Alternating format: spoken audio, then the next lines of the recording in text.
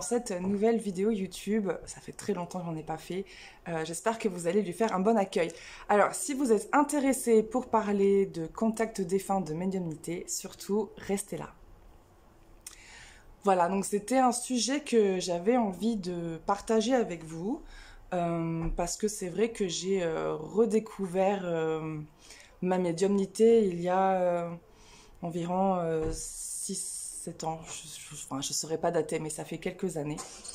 Et que j'avais laissé ça un peu de côté, que j'avais fermé les portes parce que ça me prenait trop de place dans ma vie, dans ma tête, dans mes émotions, et que je voulais plus du tout avoir à faire avec ça. Surtout que généralement, quand je percevais des événements, des choses, c'était souvent pour des tragédies ou des choses pas très sympas. Donc quand on est déjà émotionnellement assez fragile, rajouter ça en plus, c'était compliqué. Donc j'avais complètement fermé les portes. Et depuis la naissance de ma fille, c'est vrai que les choses sont revenues petit à petit. Que j'ai accepté enfin de faire face à tout ça et de les intégrer en moi. Et du coup, au plus j'avance, au plus je m'ouvre et au plus je réfléchis aussi sur moi-même. Et voilà, au plus de choses arrivent. Et donc ça peut aller de... j'ai beaucoup plus de facilité à tirer les cartes qu'avant. J'ai des flashs qui me viennent, des odeurs, des phrases. J'ai des personnes qui parlent. Ça peut paraître bizarre, mais c'est comme ça. Après, voilà, ce que je vais expliquer dans cette vidéo, ça ne me concerne que moi. En aucun cas, je vais vous dire que c'est comme ça que ça se passe pour tout le monde et que ça devrait se passer comme ça pour tout le monde. C'est pas le cas. Je vous parle juste de mon expérience personnelle et voilà, la partager avec vous. Donc, pour ce qui est des contacts défunts, parce que c'est le sujet qui nous intéresse aujourd'hui, je me rappelle pas en avoir fait quand j'étais petite, parce que je n'ai pas vraiment connu de mort proche dans ma famille ou dans mes amis avant d'être majeure, hein. Ouais.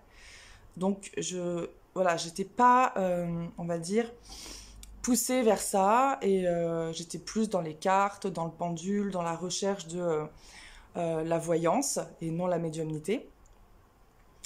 Et en fait, c'est arrivé quand il a commencé à y avoir des décès dans ma famille, où là, les personnes me venaient en rêve, venaient me parler, ou que je ressentais voilà, la chose qui allait arriver. Et en fait, j'ai réussi à accepter et à m'ouvrir à ces contacts en faisant comment dire, un voyage dans mes vies antérieures, voilà, c'est aussi simple que ça. Donc j'ai demandé dans ce voyage, parce que je pratique ça aussi, quelle est la capacité médiumnique ou capacité extrasensorielle que j'avais dans une de mes vies antérieures et que je dois exploiter aujourd'hui, qui m'est prédestinée. Et donc dans ce voyage, je n'ai pas eu d'image comme je peux avoir pour certains voyages dans les vies antérieures. Je n'ai pas eu de film avec des personnes ou ce genre de choses. J'ai eu des symboles. Voilà, j'ai eu des symboles qui m'ont ramené au fait que voilà, il fallait partir dans la communication avec les défunts. J'ai eu une espèce de chemin comme ça avec une lumière au bout, donc comme la lumière au bout du tunnel. J'ai eu la plume de Matt, j'ai eu Horus qui est apparu. Et en fait, quand j'ai demandé qu'est-ce que cela signifie réellement, une voix, c'est toujours, quand on me parle comme ça, toujours une voix très caverneuse, très forte, qui est voilà, qui a une puissance, il faut l'écouter. On peut pas la laisser passer, en fait, cette voix qui me dit tu sais, maintenant les portes sont ouvertes, tu n'as plus le choix. Ok, bon, j'étais un peu surprise. Et là, je me suis dit, bon, bah, de toute façon, j'ai plus vraiment le choix, parce que depuis quelque temps, chez moi, il y avait du mouvement. Il y a toujours eu du mouvement, mais j'y prêtais pas attention. Voilà, je me dis, oh, t'es folle, ou t'imagines des choses, tu regardes trop de films d'horreur, voilà, c'est n'importe quoi. Mais en fait, pas du tout, pas du tout. Donc j'étais dans l'appartement où je me trouve actuellement, qui est, je vous le précise, qui est une résidence neuve. Donc voilà, il n'y a pas eu d'habitants avant moi dans cet appartement, je suis la première à habiter ici. Et ça a commencé par des grattements, par ça tapait contre le mur, et après c'est devenu plus fort. C'est devenu beaucoup plus fort. Je faisais une sieste dans ma chambre, et là je sens quelqu'un s'asseoir à côté de moi, donc le matelas qui s'appesantit comme ça. Je pensais que c'était ma fille ou le chat, donc j'ouvre les yeux et je dis oui. Et en fait, non, bah, il y avait personne. Voilà, il y avait personne. Et là, je refais, voilà, je me rendors, un peu étonnée. Et là, j'entends une voix, mais à côté de moi, comme si quelqu'un dormait vraiment à côté de moi. Mais c'était complètement inaudible ce que cette voix me disait. C'était une espèce de blablabla, comme ça, un charabia. Et là, je dis, mais je comprends pas, je ne comprends pas ce que vous dites. Et là, ça a hurlé. Mais quand j'ai hurlé, mais il y a quoi qui l'a entendu, hein. Les personnes qui étaient dans l'appartement avec moi n'ont absolument rien entendu. Et là, ça hurlait, mais pareil, la phrase était complètement inaudible, je n'ai absolument rien compris. Et là, je me suis dit, ok, bon, il va falloir refaire un nettoyage de l'appartement et peut-être commencer à discuter avec ces personnes, ces entités, ces énergies qui se trouvent chez moi. Je ne vais pas rentrer dans les détails concernant ce contact-là parce que c'était un contact difficile à faire qui concerne une personne avec qui je vivais et donc du coup l'histoire du défunt n'est pas, voilà, ça reste de l'ordre du privé, donc je n'en parlerai pas. Mais par contre, il a fallu faire quelques petits trucs pour le faire partir et parce que ça a attaqué ma fille aussi. Elle disait voir une ombre dans le coin de sa chambre qui avait comme si voilà, elle dort déjà, elle ne dort plus dans sa chambre depuis ces moments-là. Elle dort avec moi maintenant parce qu'elle ne veut plus dormir dans sa chambre. Je pense qu'elle a eu de mauvaises expériences avec cette entité-là. Et quand j'ai fait mon diagnostic, en gros, avec mes baguettes de sourcier, avec mon ressenti, etc., effectivement, c'était lourd. C'était très, très lourd et il fallait absolument faire partir cette chose parce que elle était en train de de nous bouffer, en fait, et de nous attaquer, tout simplement. Voilà. C'est dans mes souvenirs, voilà. Après, s'il faut, j'ai plein d'autres expériences, mais c'est celle-là qui me vient en premier et qui m'a fait dire, ok, c'est bon, allez, on ouvre les portes, on y retourne et on va... De toute façon, j'ai plus le choix maintenant, voilà. Comme on m'avait dit, je n'ai plus le choix, il faut que j'y aille. Donc, autant y aller et faire les choses bien et essayer de pouvoir aider des personnes qui en ont besoin. Donc, je vous avoue quelque chose, j'ai toujours douté de mes capacités. Je suis une éternelle insatisfaite et j'ai très peu de confiance en moi. Voilà. Sauf dans ce domaine où je sais que j'ai des capacités qui sont révélées, qui sont là. Où je sais que je sais manipuler les énergies assez facilement, entre guillemets. Euh, je sais que je vais avoir des commentaires qui vont être négatifs là-dessus, mais tant pis, c'est le jeu. Euh, voilà, je suis faite pour ça, je suis faite de ça, et c'est comme ça, c'est pas autrement. Voilà. Là-dessus, j'ai un peu plus de confiance en moi que dans la vie du quotidien, j'ai envie de dire. Mais j'avais besoin pour pouvoir avancer dans cette voie-là, pour me conforter aussi, de me rapprocher de quelqu'un qui pourrait m'aider. Et, euh, et là, les choses se font toujours très facilement en fait, hein, quand on doit aller sur un chemin, voilà, les choses se mettent sur votre chemin et ça fait en sorte que ça se passe. Je peux dire son nom parce que c'est une médium, qu'elle a écrit beaucoup de livres et fait des oracles. C'est Floriane Arzouni qui a posté sur Instagram comme quoi elle proposait un atelier de contact défunt. Elle dit, ok, let's go. Je suis pas hyper fanat des ateliers comme ça avec des personnes que je ne connais pas. Il y a beaucoup de choses, voilà, c'est un peu, comment dire, de l'escroquerie.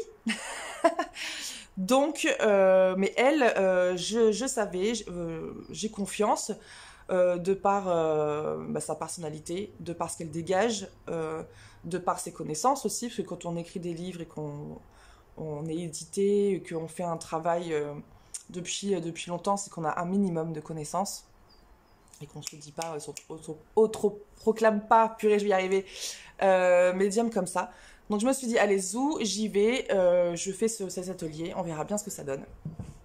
Et en fait, ça a été la révélation, tout simplement. De pouvoir échanger avec une autre personne sans jugement, sans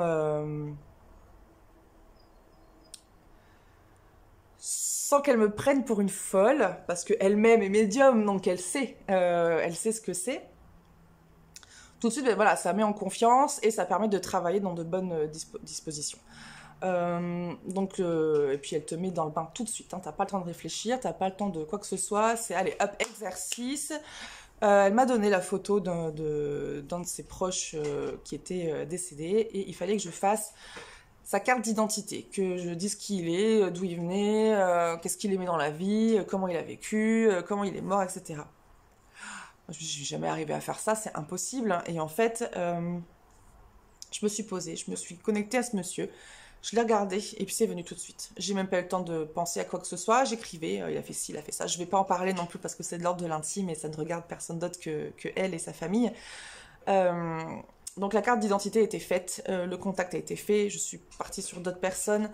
Et là, du coup, de voir une médium reconnue qui me dit waouh, super, ben voilà, j'y parviens très bien. Eh bien, ça m'a fait beaucoup de bien. Et du coup, j'ai pu m'ouvrir encore plus et réussir à faire plus de contacts et les faire bien. Alors, quand même.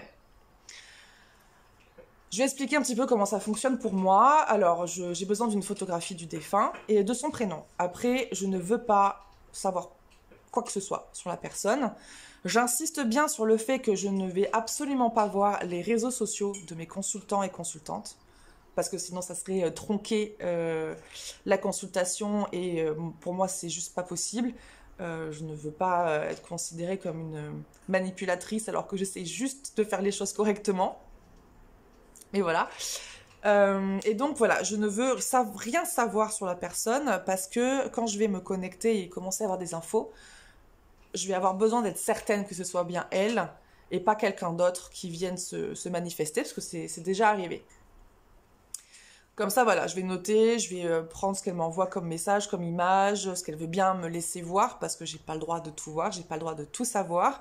C'est la personne qui va voilà, m'envoyer des messages, des images, qui va peut-être me parler aussi parfois, qui va m'envoyer des odeurs, et tout ça, voilà, je le note.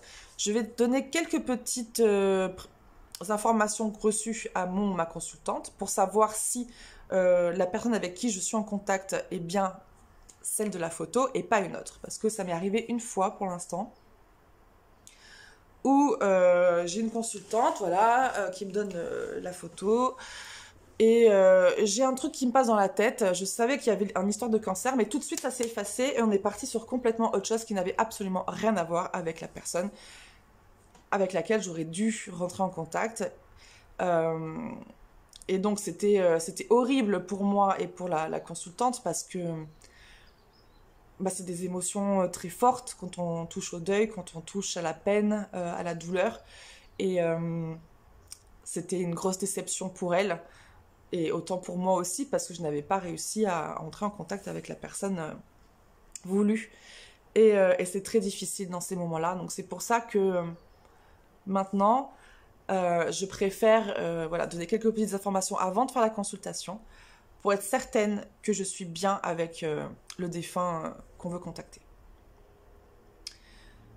Une fois que ça c'est fait, je vais réessayer. Alors j'ai oublié de dire, un contact ça se fait pas comme ça. Ça serait trop bien, mais c'est pas le cas. Généralement on attend 3 mois avant de commencer, 3 mois après le décès, avant de commencer à essayer de rentrer en contact, pour que l'âme ait le temps de se reposer, de se régénérer, de se guérir des traumas qu'elle a eus sur Terre. Et donc on laisse déjà un minimum de temps pour que voilà, tout ça se fasse, et après on essaye. Alors parfois, ça peut arriver assez vite, parce que la personne a envie de parler, ou que ça fait longtemps qu'elle est passée, et que du coup, voilà, elle a besoin de communiquer, ou alors ça peut prendre beaucoup, beaucoup, beaucoup de temps, et voire ça ne se fait pas du tout, parce que la personne n'a pas envie, n'est plus là, ou est occupée à autre chose, et voilà, ça fait plus partie de ses plans. Donc le dernier que j'ai fait, j'ai bien mis un mois et demi avant de réussir à rentrer en contact et de pouvoir dire à ma consultante, ça y est, j'ai eu des informations, est-ce que c'est cette personne? Donc ça peut être très long, ça peut être très... surtout quand on est en deuil et tout, c'est compliqué de devoir faire face encore à une attente, mais voilà, nos plans ne sont pas sur la même fréquence, donc du coup c'est compliqué de pouvoir aller vite et Et surtout, comme je le disais dans une autre vidéo sur mon TikTok, c'est que c'est pas les défunts qui sont à notre disposition, mais bien nous qui sommes à la leur. Donc s'ils ne veulent pas, ou s'ils veulent attendre, ou même si par exemple ils ne se sont pas en confiance forcément avec moi, ils sera peut-être plus en confiance avec un autre médium. Voilà, ce sont des choses qui arrivent et qui se passent. Donc il faut bien avoir tout ça en tête, c'est pas un truc comme on voit dans les films. Voilà, je mets une tablette de Ouija, quoi que ça peut fonctionner, mais bon. Ça c'est un autre sujet, on en reparlera dans une autre vidéo. Mais voilà, c'est pas comme dans les films où voilà, on se met en cercle, allez hop, tu arrives, tu viens nous parler. Non, non, non, ça serait trop bien, mais non. Ça se passe pas comme ça. Vous avez Salem qui vient d'apparaître juste là, n'ayez pas peur. Parce que j'ai mis une espèce d'ambiance comme ça parce que vu que c'est enfin l'automne chez moi et qu'il y a absolument zéro lumière, c'était compliqué de... Salem, arrête de toucher à ça. C'était compliqué de faire de la lumière dans mon appartement. Donc revenons-en à nos moutons. Donc voilà, les contacts ne se font pas facilement et ça peut être vraiment très énergivore pour la personne qui entre en contact, donc le médium, donc là, a fortiori, moi. Ce que je souhaite vous expliquer, c'est que, pour ma part, je parle toujours pour moi, c'est quelque chose qui prend énormément d'énergie, parce qu'on doit énormément se concentrer, on doit ouvrir nos fréquences, nos vibrations à un autre plan. Parfois, lors du contact, on va ressentir des émotions qui ne sont absolument pas les nôtres, mais on va les ressentir d'une force indescriptible. Ça va être très très compliqué de gérer ces émotions-là.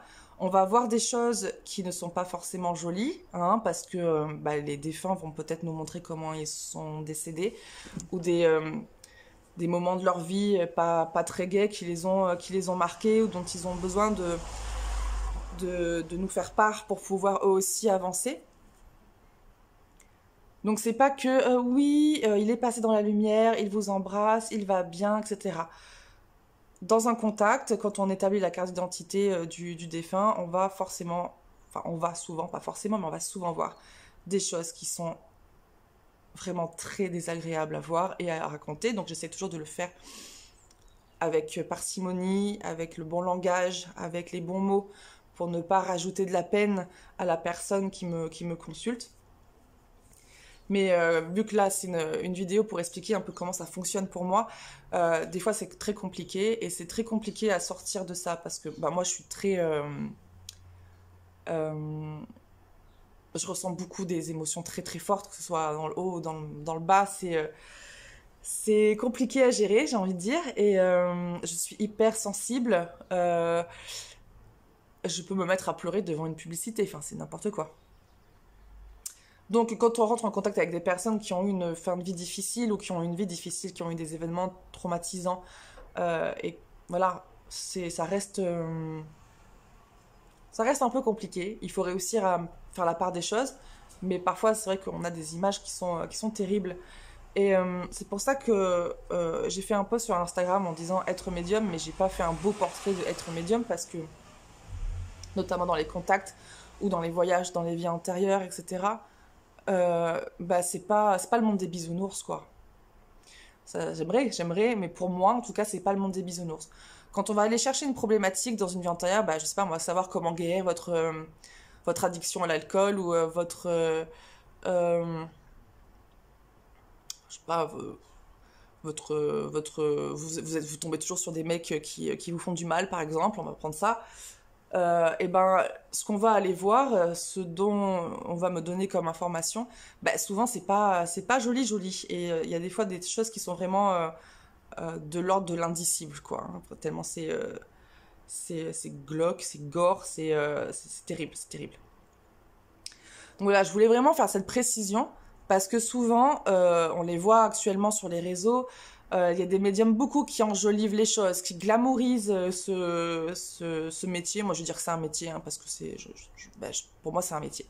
Parce que j'ai des prestations, je suis déclarée, donc je vais en parler comme d'un métier. Donc, ils glamourisent ce métier, qui glamourisent les choses, alors que quand on va dans le domaine de la spiritualité, quand on commence un chemin spirituel, C'est pas fumigation, cercle, joie, tambour, ah ah ah. Non, bah non, quand on va faire un travail spirituel, on va plonger déjà dans notre tréfonds à nous.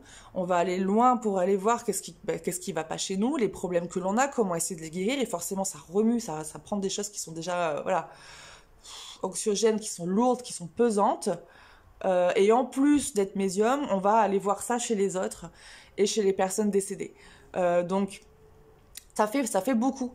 Moi, c'est pour ça que je prends pas plus de 2 consultations par jour, selon les demandes. Si c'est de la cartomancie, je peux en prendre 2, 3, mais pas plus, parce que de toute façon, c'est hyper fatigant. Par contre, s'il y a un contact défunt à faire ou un voyage dans les vies antérieures, là, je prends qu'une consultation parce que je sais que émotionnellement, ça va être compliqué. Ça va être compliqué, il va falloir reprendre le temps de se nettoyer, de se purifier, de prendre tous ces rituels-là avant et après. Donc parfois, quand on me dit oui, mais c'est génial, tu as un don et tout. Alors déjà non, j'ai pas un don. J'ai travaillé pour, je me suis réouverte et j'ai travaillé pour vers mon esprit et mon âme à tout ça. Et c'est pas gratuit en fait. Voilà. Ce que j'ai envie de préciser, c'est que ce n'est pas gratuit et que être médium, c'est pas Disneyland quoi. Voilà, c'est pas Disneyland et ça peut être très très difficile et ça peut causer des maux qui sont durs à appréhender et à gérer. Ce qu'il faut, c'est voilà, c'est rester aligné le plus possible, être vraiment dans l'instant présent, de profiter de sa famille, de son... Bah, pour le coup, c'est ma fille. Mais voilà, ce que je voulais dire, c'est que c'est assez difficile, ces contacts-là. Je vais pas vous donner d'exemple parce que si jamais une de mes consultantes ou un de mes consultants regarde cette vidéo, je veux pas qu'il ou elle se dise qu'on peut pas me faire confiance parce que je vais aller raconter aux autres ce qui s'est passé pour eux, même si c'est pas reconnaissable.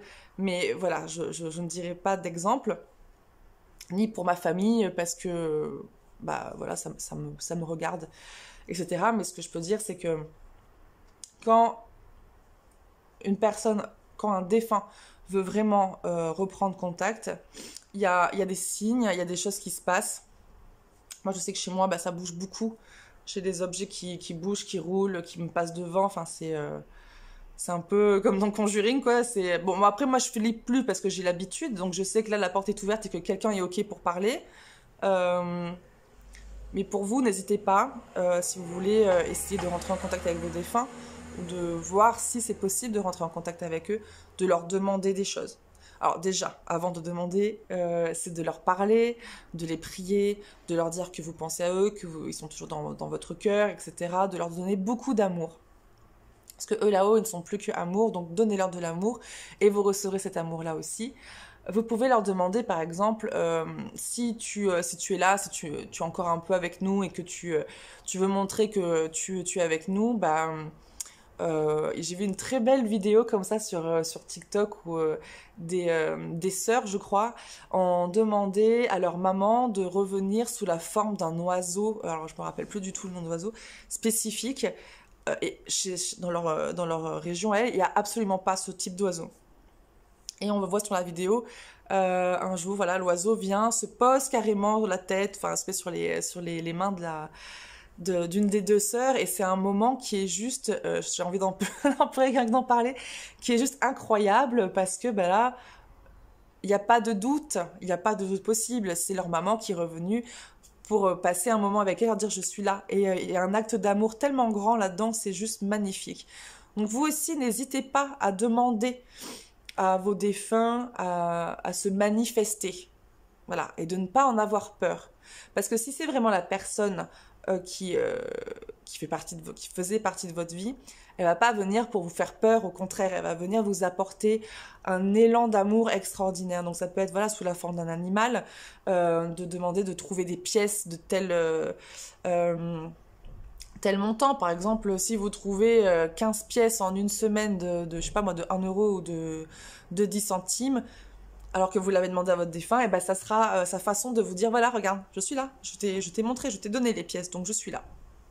Voilà, donc ne pas hésiter, vous, à essayer, de leur demander, de leur parler, de faire comme s'ils étaient avec vous, là, hein, voilà. ils sont peut-être plus là sur un plan physique, mais sur un autre plan, ils sont souvent encore là pendant un petit moment. Donc vous pouvez essayer de rentrer en contact avec eux. Et puis si vraiment vous avez besoin d'une consultation, je vous invite à consulter des médiums qui font ce type de prestations. Mais avant tout, vraiment voilà, de vous renseigner sur la personne, de comprendre et de voir sa façon de travailler pour éviter de tomber chez quelqu'un qui va vous raconter des banalités et va vous prendre votre argent, en fait, tout simplement. Et juste vous balancer quelques banalités. Oui, oui, non, mais ça va, et dans la lumière, il pense à vous. Oh, il est à côté de vous la nuit, vous savez. Non, bah, non, il faut savoir dire des choses précises, des événements précis, des émotions que la personne a pu avoir dans sa vie. Voilà, il faut avoir des informations qui ont sens. Si on vous dit que des banalités, etc., vous fuyez, vous allez voir ailleurs, quoi. Mais avant toute chose, avant de rentrer en contact, voilà, je vous dis, il faut vraiment prendre le temps que la personne qui est partie puisse guérir, soulager son âme, mais qu'il y ait aussi un temps pour vous, pour que quand on va vous donner des informations, des images, des émotions, ce genre de choses, vous soyez prêts à les entendre et l'émotion, elle sera là, hein, elle sera toujours là. C'est toujours un moment très très fort de partager ce moment-là avec un consultant ou une consultante. Mais voilà, de laisser le temps un peu à l'acceptation, que l'autre soit parti avant de tout de suite plonger là-dedans, parce que c'est là où les personnes qui ne font pas ce travail avec honnêteté et éthique vont s'engouffrer pour essayer de vous manipuler et voilà, et ça c'est juste pas possible, c'est quelque chose que je ne supporte pas, mais bon, ça c'est un autre sujet encore. Voilà, j'espère que de vous avoir dit un peu ma façon de procéder, de comment c'est arrivé, etc., vous aura amené quelques petites réponses si vous avez des questions là-dessus. Si vous avez des questions là-dessus, n'hésitez pas à écrire un commentaire pour qu'on puisse en échanger. Alors, en toute bienveillance, sans... alors, le premier où il y a des insultes, voilà, un truc complètement déplacé, je masque le commentaire, voire je bloque la personne, parce qu'on peut ne pas être d'accord. Moi, je suis hyper ouverte, mais on peut discuter dans la paix et de façon adulte. Voilà, sans avoir à se crêper le chignon, ça c'est un truc que j'ai un peu du mal. Donc voilà, si vous avez des questions, si vous avez des choses à me rajouter, ou des expériences, n'hésitez pas, ça sera avec grand plaisir parce que moi j'aime beaucoup échanger avec vous. Si ce n'est pas déjà fait, abonnez-vous à ma chaîne ou partagez-la à des amis, des contacts que ça pourrait intéresser. De mettre un petit pouce aussi parce que effectivement on vous le dit tout le temps sur toutes les vidéos, mais en fait c'est parce que ça nous aide à être un peu plus visible et à ce que la vidéo voyage un peu plus, voilà, et c'est pas grand chose, un petit pouce, voilà, c'est hop, un petit coup sur le téléphone ou sur l'ordinateur et c'est bon. Rejoignez-moi aussi si vous le voulez sur Instagram, sur TikTok et sur mon site internet, tout est au nom de Moonchild Energy. Voilà, j'ai le même nom partout. Et je vous dis à très bientôt. Merci d'avoir regardé cette vidéo jusque-là. Et j'espère pouvoir partager avec vous. Voilà, très belle journée à vous et à bientôt.